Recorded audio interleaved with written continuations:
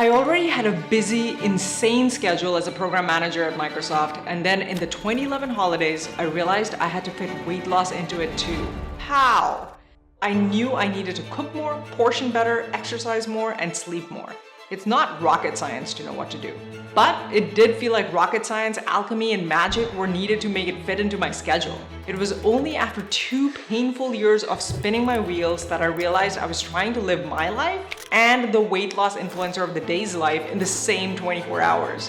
What was missing was a contextual filter, taking all the weight loss habits and filtering it down to only the thing that's relevant to me at my stage. This filter has 3 stages. Think of it like a funnel with all the weight loss habits coming in from the top, and at the end, you'll be left with one habit that takes 0 to 1 hour tops in your week. This has proven so powerful that on average, my weight loss clients make just this one change with barely any extra demand on their schedule and lose 8% body fat without any other changes. Stage 1 is about becoming intimately aware of your context. In the past, I'd watch a video on a workout plan, get excited, and decide I'm going to start next week. Come next week, it goes great.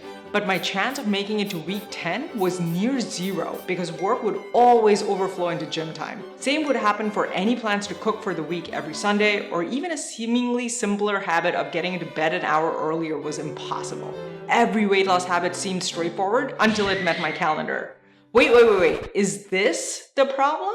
I figured out after 2 years that the problem was one step back. Just because a workout, diet, or habit is healthy, it doesn't mean that's the highest return on effort thing for me at my size. If I have hardly any time, doing the wrong things in that limited time is the worst. The way out of this had 2 steps. Well, actually, there's a 0th step, taking to heart 2 science principles. 1, weight loss is 80% nutrition. 2, permanent weight loss requires a rate that's no more than 1% body weight loss per week on average. Given science principle 1, step 1 was to get my nutrition baseline for 1 week, which involved tracking the time I ate, the trigger, which could be hunger or craving and/or social, whether the portion size fit hand measurement guidelines or not, and whether it was restaurant, junk, or neither. Step 2 was after the week to glance through my logs and identify my highest return on effort problem. As in, if I knocked this one problem down, I'd fulfill science principle 2 without having to fix any of my other unhealthy habits right now. Fewer problems to solve, lesser time demanded of me. Win. Doing this exercise revealed that I ate a lot of junk. And if you're like me, your instinct at this point would be to commit to batch cooking for the week.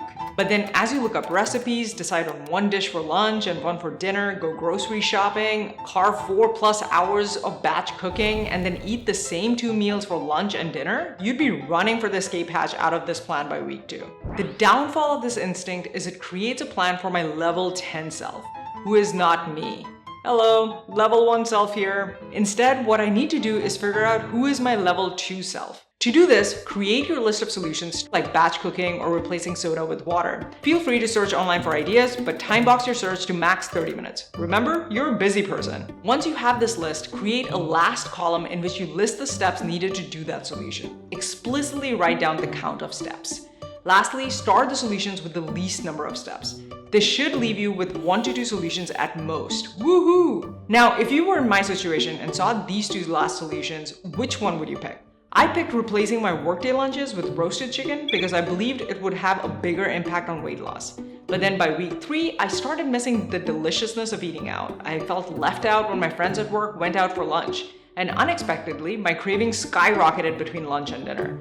My guess is it was because I felt bored eating roasted chicken daily and wanted to eat something fun. Which is why there's a last stage in the funnel to evaluate the psychological effort each start solution takes.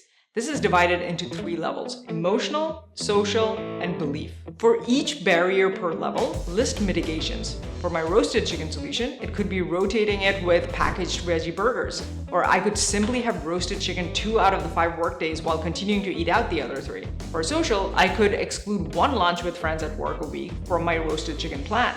And for the belief that exchanging soda with water may not be enough to cause weight loss, I could either dig into the science principles of weight loss, or find counterexamples for whom this worked, or set a 2-week experiment to test this for myself. And no matter the results, I win. I lose weight, or I narrowed my list of solutions further. And this is exactly what I ended up doing. I realized that I wasn't ready for anything more than exchanging soda for water. Best part, it cost me 0 extra hours in my schedule. Even better, I experimented with it for 2 weeks and saw weight loss. That was in fact the first one habit for me that lost me lots of weight. And then whenever I got stuck, I went back to stage 1 and redid this 3-stage funnel. But eventually, with enough rounds through the cycle, you will have a stack of healthy habits to do. How do you fit that into your schedule? This is why you don't want to ignore this video where I show you the power of 1-minute domino habits. These are habits that take 1 minute to start, but if you pull the trigger, a whole bunch of healthy habits happen mindlessly. So you don't want to miss the complete step-by-step breakdown here. And always remember, you can do it.